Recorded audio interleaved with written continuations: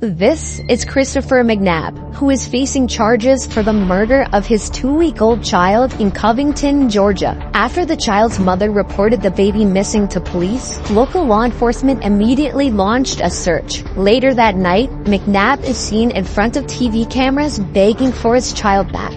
I want my kid back, man. That's my child, man. I want my kid, man. The next day, the child's body was found in a nearby wooded area. The cause of death was blunt force trauma to the head, which was later ruled a homicide. McNabb was arrested and charged with the murder of his own 2-week-old baby. After he was found guilty, we now move on to the sentencing. McNabb can then be heard claiming his innocence. I'm innocent. I didn't do it. I've maintained that the whole time. I would never do this. That's all I gotta say. I would never do it. I'm innocent. And now the judge lets McNabb unknowingly choose his own sentence. You claim you're innocent, so you tell me what sentence the man or woman that you claim did this should receive. If you ever find out who did them, they deserve to be under the jail. Okay, so they ought to get the maximum sentence. Most definitely. Okay. On the crime of malice murder, I sentence you to life in confinement without parole. On considering the death of another, I sentence you. After McNabb was handed down a max sentence, he was moved to Hays State Prison in Tryon, Georgia, where he is serving his life sentence.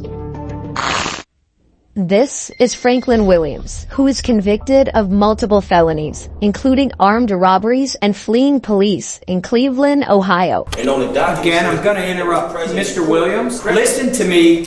I'm going to gag you in 1 second. Williams conducted 3 armed robberies before leading police on a high-speed chase. He was later arrested and convicted. Now, at his sentencing, Williams would not stop talking, despite more than a dozen warnings from the judge. But you're not letting me tell That means zip it right now. You trying to... Does that make sense?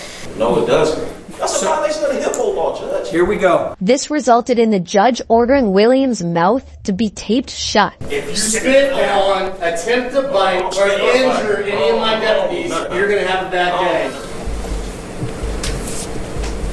That's what it is. At a following court appearance, Williams has something to share with the judge and cameras. Freedom of speech, no duct tape. With the hashtag. Aside from all the interruptions, the judge can hand down Williams' sentence. You face the potential maximum consecutive sentence of 134 years. I ordered a 24-year sentence. After Williams received a 24-year prison sentence, the judge later apologized for the duct tape and threw out that sentence. He then appointed a new judge, where she sentenced him to 33 years behind bars.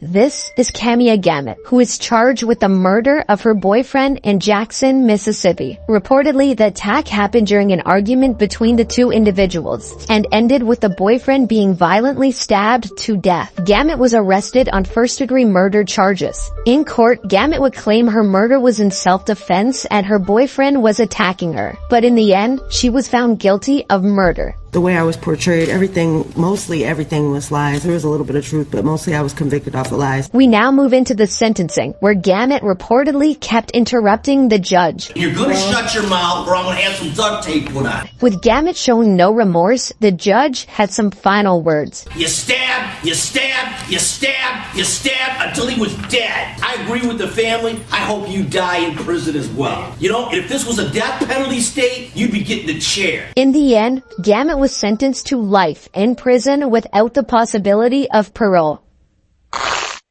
This is Kimberly Kessar, who is charged with the murder of her coworker in Nassau County, Florida. Jordan Beard is Jolene Cummings' cousin. Kessar was working at a Tangles hair salon under a fake name. She reportedly was on the run for 25 years and wanted in several states. She wouldn't be found until she brutally murdered her coworker with scissors and allegedly disposed of her body. This is Kessar after she was arrested and awaiting trial. Are we on mute anyway, so I can say whatever the I want? We're not on mute. Oh, okay. And this is what it was like to supervise her in jail. She began to remove feces from styrofoam trays in the back of her cell and smear it on herself on the walls. She began to throw feces at Smith, Miller, and I. Now, in the trial, she had to go to a separate room due to her outbursts. I refuse it.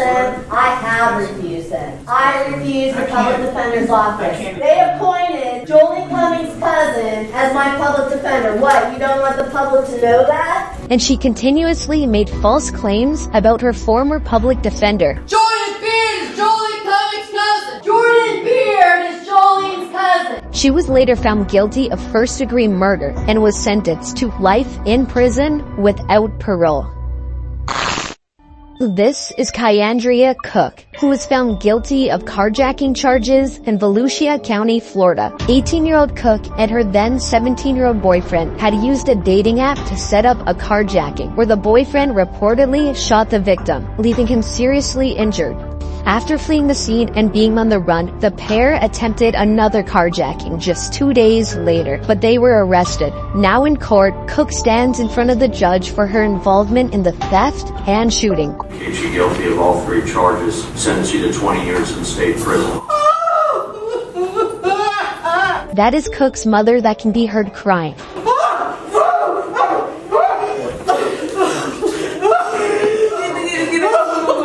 Reportedly, the reason for this very emotional outburst is there was a miscommunication with the assistant public defender, where Cook and her mother thought she wouldn't face any prison time.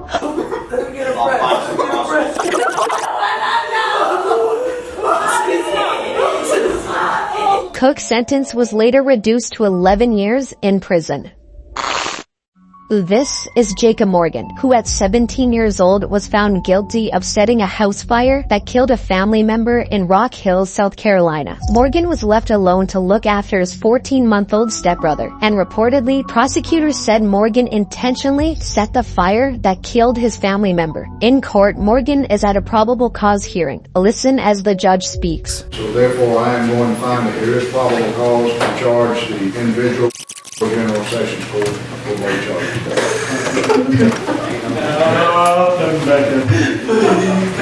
Morgan settled for a plea deal, where he pleaded guilty to involuntary manslaughter and unlawful neglect of a child. However, he stated he loved his brother and he always maintained his innocence. I love my brother. I still do to this very day. He's my best friend. To kill him would be killing the pieces myself.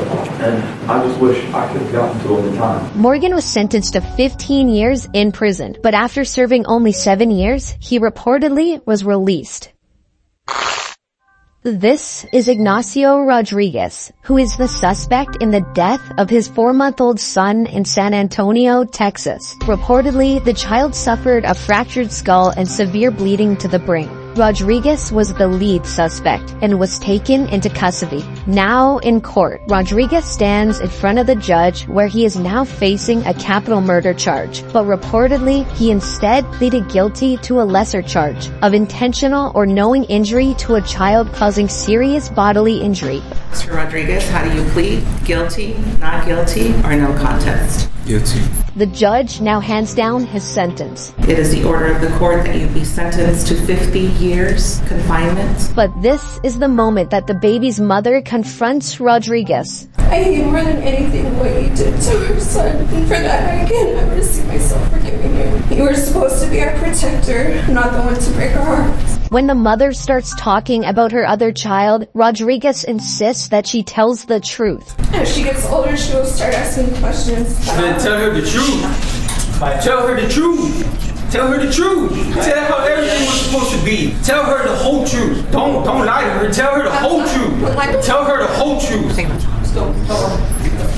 The whole truth. Court officials quickly remove Rodriguez out of the courtroom. Tell her the whole truth. Tell her the whole truth. He is currently serving his 50-year prison sentence. This is Damon Kemp. He is charged with the double murder of his roommates in Daytona Beach, Florida. Police were called to investigate a burglary at an apartment complex, and it was here Kemp allegedly confessed to the murders. He was originally staying with his 2 roommates when both individuals were shot several times in the apartment. During Kemp's bond hearing, he's now escorted into court in a wheelchair. God! God! God! The judge tries to get Kemp's attention, but he's completely ignored. Mr. Kemp? God! Damon Kemp. I'm going to conduct your first appearance. God! For the victim's family, it got so tough they had to walk out. Kemp is currently in the Volusia County Jail awaiting his trial. This is Erica Butts and Shanita Cunningham. They were both charged with homicide by child abuse in Somerville, South Carolina. Butts, who was best friends with the child's mother, was supposed to be caring for the toddler for 2 weeks. The child was only 3 years old. She died from her injuries, reflecting weeks of torture, a time frame that matched the time she had spent with Butts and her lover at the time, Cunningham. What must have been the excruciating sounds that came from that child is more than disconcerting to this court. After both women were found guilty, the judge now hands down their sentence. The court finds it appropriate that each be sentenced to the State Department of Corrections for a period of life. They were just sentenced to life in prison.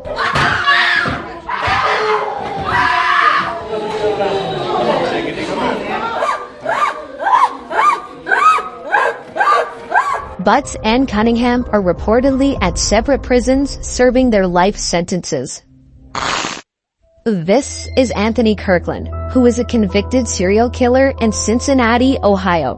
They say I am evil and a monster. They're right. Even my mom hated me, but I don't blame her. Kirkland had previously served a 16-year prison sentence for the killing of his ex-girlfriend. A few years after his release, Kirkland began his killing spree. Over a 3-year period, he killed 4 women, 2 of them being teenagers. Kirkland was arrested after his 4th murder, as he was caught with one of the victim's watch and iPod, which made him a lead suspect. Eventually, police were able to pin all the murders to Kirkland. Now in court, as the charges are being read out, Kirkland is facing the death penalty, and next, he appears to faint. Count 4, aggravated murder.